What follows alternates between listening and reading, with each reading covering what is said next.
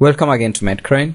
In today's presentation, we shall be looking at the anatomy of the brain on a magnetic resonance imaging. We shall use labels to identify various parts of the brain and how they appear on a magnetic resonance imaging. So to start with this first slide, this is our post-contract axial MRI of the brain at the level of the foramen magnum, and starting with the first label of number 1, that points to the cisterna magna. Number 2 is the cervical cord. Then the nasopharynx is the third point. The number 4 is the mandible, and the 5th is the maxillary sinus.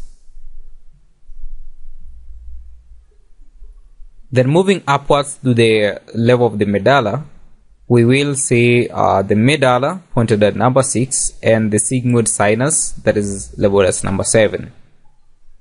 And then as we move further up at the level of the pons, number 8 is the cerebellar hemisphere, 9 is the vermis, then 10 is the fourth ventricle, and the number 11 points at the pons, with number 12 pointing at the basilar artery, and number 13 is the internal carotid artery.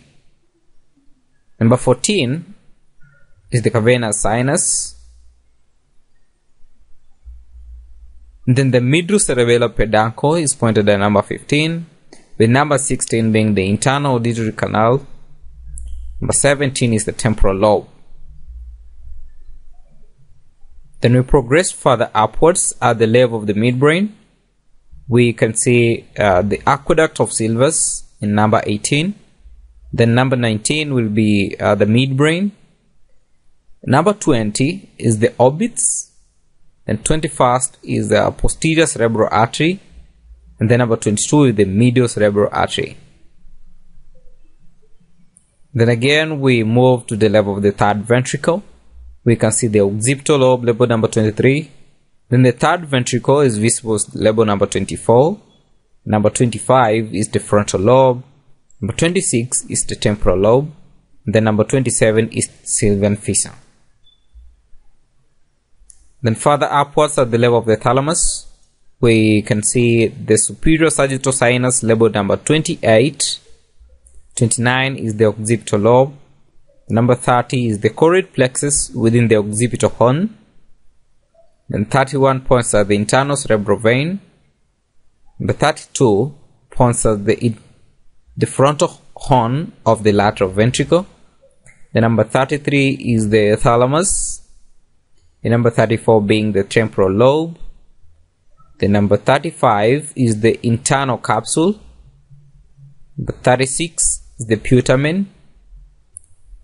Then the caudate nucleus is labeled number 37. And number 38 is the frontal lobe.